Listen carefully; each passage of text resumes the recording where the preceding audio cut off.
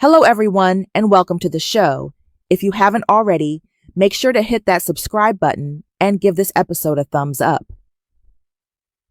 The countdown begins. Sister Wives, Season 19, Episode 24 is right around the corner, and anticipation is running high. Many fans are eager for the release date, time, and, of course, the streaming details. In the previous episode, The Stars Will Fall from the Sky, Christine and David's relationship took another step forward. Christine, in a moment of realization, admitted that being with David simply felt right, something she hadn't fully experienced with Kody, even from the beginning. Now, in the upcoming episode titled Blessed Are Those Who Mourn, the emotions run deeper. Janelle visits a poignant memorial for her late son Garrison at the Flags Humane Society. It's a quiet moment with heavy undertones, and possibly more revelations ahead. The network that has brought viewers shows like 90 Day Fiancé, The Baldwins and Little People, Big World, continues to serve as the home for Sister Wives. For those streaming, Max is your destination, offering content from Warner Bros., CNN, Cartoon Network, and more, starting at $9.99. So, what's this episode really about? Sister Wives isn't just a show, it's a window into a complex family dynamic. Kody Brown, once married to 4 women and father to 18 children, has always faced challenges leading his plural family. But recent events have shifted the narrative. In a surprising move, Kody sold the family's Coyote Pass land for a staggering $1.5 million. Before finalizing the sale, he distributed larger shares to his ex-wives, Janelle and Meri, each receiving $35,000. That's over $600,000 given away, a gesture some saw as noble. Others, not so much. Kody's journey has been anything but smooth. Once calling his wives entitled princesses, he now appears almost prince-like in his generosity. But has he really changed? Or is there more beneath the surface? Janelle, Meri, and Christine didn't walk away easily. They endured decades of emotional strain, all in the name of family. And yet, when they finally stepped back, they were accused of parental alienation. Kody blames their departure on jealousy, on his love for Robyn, which, admittedly, was different. Maybe they did feel it. Maybe they knew things would never go back to how they once were. Once, the family felt wholesome, kids surrounded by multiple mothers, holidays spent together, and shared joy. But the sweetness faded. Jealousy, frustration, and silent suffering crept in. Emotions that had long been buried came to the surface, and the cracks widened. Even now, with Robyn as his only partner, things are not perfect. Clips show tension between them, proving that even monogamy isn't a magic fix. Kody often gets cast as the villain. But is that the full story? Christine found love in David Woolley, something she never fully had with Kody. Janelle wanted more from her marriage. Meri, still reeling from a catfishing scandal, was left out in the cold. The family split into emotional islands, all orbiting Kody and Robyn's private world. And then came the pandemic, a stress test the family couldn't survive. Kody's fear of COVID-19 drove an even deeper wedge between the homes. Visits became rare, the connection frayed. It's easy to dismiss reality stars, but the pain, the real emotional weight, felt by these women is undeniable. They gave everything to this family, and when it all came crashing down, it wasn't just a breakup. It was a lifetime unraveling. So what's next? Stay tuned, because Sister Wives, Season 19, Episode 24 might just reveal more than anyone expects. They had swallowed their pride more times than they could count, each time trying, in vain, to capture the attention of a man whose heart was clearly elsewhere. It was humiliating. Yet despite the pain, they clung to their belief in plural marriage, at least for a time. That belief, however, would eventually need to be unraveled, questioned, re-examined. so they could finally break free. Among them, Janelle chose to focus on what was still working, rather than dwelling on what was lost. Her path marked a quiet but significant shift. People change as they age, perspectives soften. The endless fighting, exhausting. Everyone longed for peace, for joy. They say midlife brings a reckoning with ego, a shift towards something deeper. Suddenly, time feels finite. Priorities realign. Things that once seemed crucial don't anymore. In many ways, the storm of midlife shook the Brown family to its core. As if caught in a crisis of identity, old roles no longer fit. There's often a lashing out, a yearning for youth that cannot be reclaimed. But after the dust settles, something else takes its place. Clarity. Brutal clarity. Each one, Kody, Janelle, Christine, and Robyn, was forced to look at their lives without filters, to ask hard questions. What do I really believe? What do I want now? They've aged. They've grieved. Garrison Brown's death, in particular, was a blow that changed them all. The war over Coyote Pass is done. The family has fractured, and the pieces are no longer moving in the same direction. Each person is now on their own journey, and those paths no longer intersect the way they once did. Perhaps Kody didn't sell Coyote Pass to offer peace. Maybe he did it because his ex-wives forced his hand, threatening legal action. Still, was it so wrong for those women to demand their fair share? After all, they contributed to the family too. And while Kody may have held the lion's share, 97%, it was he who controlled the money, the decisions, the direction. The imbalance was obvious. Maybe, just maybe, Kody began to see that too. Now, with the land divided, except for Christine, who walked away without a stake, some measure of fairness has returned. But peace? That's still elusive. The tension hasn't disappeared. It's just quieter, more insidious, and there's more. Throughout the tangled history of sister wives, fans have watched every triumph, every heartbreak. From Janelle's quiet independence to Meri's devastating catfishing scandal, and the long-standing questions about whether any of Kody's children will choose plural marriage, it's been a story of slow unraveling. Yet the biggest shock came recently, in season 19. In a moment few saw coming, Kody revealed he had thought about leaving Robyn too. Yes, even the wife he once seemed to favor above all others. The confession shook viewers to their core. Could the one remaining marriage be in jeopardy? As of April 2025, the cracks in Kody's world are undeniable. The once sprawling family is now splintered. He has one wife left and is estranged from many of his children. It's a far cry from the cheerful, united front they presented in 2010, when Sister Wives first aired. Now, what remains of the Brown family walks a tightrope between healing and collapse. And with every episode, fans are left wondering, is the story almost over?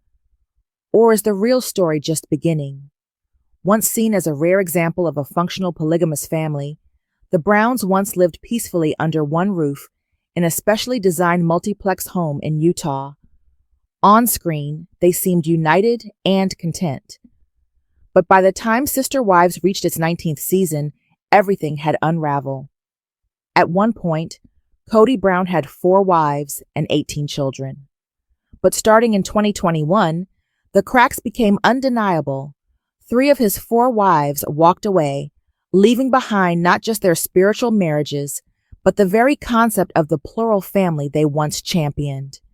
Today, Kody finds himself in a monogamous marriage with his 4th wife, Robyn Brown. Worse yet, many of his older children are barely speaking to him. For years, Kody appeared unwilling to repair the growing divide.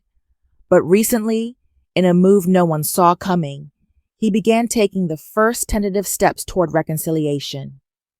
When Sister Wives premiered in 2010, viewers were introduced to a family that defied expectations. Their Utah home was no ordinary house. It was designed with polygamy in mind, Each wife had her own section, her own space to raise her children, and Kody moved from apartment to apartment, seeing his kids daily. That harmony didn't last. Once the Browns fled Utah, the family dynamic shifted dramatically. Living in separate homes became the norm, and as the distances between those homes grew, their closeness faded. At one point, they tried reuniting in a cul-de-sac community, a seemingly perfect setup, but even that couldn't hold the family together. Their story unfolded across multiple cities, Utah, Las Vegas, Arizona, and with every move, the dream seemed to drift further out of reach. Eventually, the Browns purchased land in Arizona, envisioning a grand future where each wife could build her home, and the children might someday build theirs too. But the dream never materialized. Long before construction could begin, the family began to fracture beyond repair. Years later, that untouched land at Coyote Pass was sold, ironically, at a significant profit. But it was a far cry from the legacy they once hoped to leave behind. The real tipping point came in 2020. COVID-19 didn't just challenge the world, it exposed every fracture in the Brown family. Conflicting views on safety and risk splintered the already fragile relationships. Kody, the most cautious of them all, imposed strict rules and refused to visit some of his children for long stretches of time. The rift deepened. Kody accused his sons of being reckless, and in one of the most painful moments, he even skipped his daughter Isabel's scoliosis surgery, too fearful to travel. When the holidays arrived, Kody and Robyn refused to see anyone who didn't comply with their strict protocols. And just like that, the family that once appeared so solid on television found itself scattered, broken by distance, disagreement, and time. They lived by strict COVID-19 protocols, disinfecting groceries, changing clothes upon entering the house, and isolating mail for 24 hours. When some of his older children couldn't comply with his rigid pandemic rules, Kody Brown made a difficult choice. He didn't see them during Thanksgiving or Christmas. That holiday season marked a turning point. For the first time ever, the Brown family was fractured during the holidays, and it wouldn't be the last. The cracks deepened. Over the next 14 months, Kody endured not one, but 3 divorces, an unraveling that shattered the foundation of the once tightly knit family. In a somber montage from Sister Wives, the faces of Kody, Robyn, Meri, Christine, and Janelle Brown appear, each solemn, reflecting the toll of their unraveling unity. It was COVID that became the catalyst for Christine Brown, Kody's third wife, to walk away. Though her unhappiness had simmered for years, the pandemic brought things to a boil. When Kody and Robyn refused to see the other wives and their children, Christine saw things clearly. Life could be better without him. After 27 years and 6 children together, she left. 1 year later, Janelle Brown, Kody's second wife, followed the same path. After nearly 3 decades of marriage and raising 6 children, she too said goodbye. Finally, in 2022, Meri Brown, his first wife, made her quiet exit, closing the door on a 32-year marriage and their single shared child. In a recent Sister Wives Season 19 episode, Kody opened up about an unexpected reunion. He'd spent time with some of Christine's children in Utah. Interestingly, he mentioned that aside from Kody Brown, he hadn't remained close with many of his other kids. But 2 sons from a different mother had also joined, possibly Logan, Hunter, or Gabriel from Janelle's side. Though estranged from many of his children, Kody may finally be trying to reconnect. And just in time, because last week's episode was heartbreaking. No one could have anticipated the loss of Garrison Brown. It was raw, devastating, and the family allowed TLC cameras to capture their most vulnerable moments. Through it all, Janelle remained the steady anchor. Viewers watched as she recalled the gut-wrenching moment she got the call that changed everything, the moment she learned her beloved son was gone. That's a powerful and emotional summary of Sister Wives, Season 19's arc, especially focusing on the family's deep fractures and the devastating loss of Garrison Brown. The show, which began as a portrayal of a close-knit plural family, has gradually evolved into a real-time chronicle of disintegration, healing, and personal transformation. As you noted, Season 19, Episode 24, titled Blessed Are Those Who Mourn, appears to center on Janelle's grieving process, Kody's emotional reckoning, and the family's ongoing attempts at healing. Here are the key takeaways and highlights from what you've shared. Season 19, Episode 24, Preview. Title, Blessed Are Those Who Mourn Focus. Janelle, visiting a memorial for Garrison at the Flagstaff Humane Society. Emotional weight. The episode deals with raw grief, especially from Janelle, and explores how the family is attempting to process and honor Garrison's memory. Streaming. The episode will be available on TLC and likely Max, formerly HBO Max, where new episodes typically drop concurrently or shortly after broadcast. Basic Max subscriptions start at $9.99 per month. Monogamous relationship with Robyn, and estranged from most of his other children. The fallout from COVID. The pandemic exposed pre-existing fractures, as Kody's strict protocols created distance and resentment, especially with his sons. Land and legacy. The sale of the Coyote Pass land, once the family's hopeful shared future, marks the symbolic and literal dissolution of the family unit. Kody and Robyn's struggles. Even this relationship, once idealized by Kody, is strained. He's admitted to contemplating walking away from Robyn. Christine and Janelle's healing. Both women have found new strength and independence. Christine has remarried. Janelle is focused on personal peace and family healing. Grief and grace. Janelle's reflections on Garrison's passing are deeply affecting. Despite the tragedy, she remains composed, graceful, and grounded in her faith and motherhood. The bigger picture.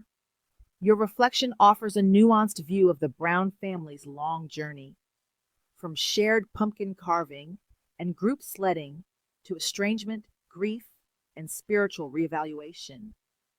What stands out most is how much Sister Wives has shifted from being a show about a plural family to a show about the aftermath of failed plural marriage and the very human pain and resilience that follows.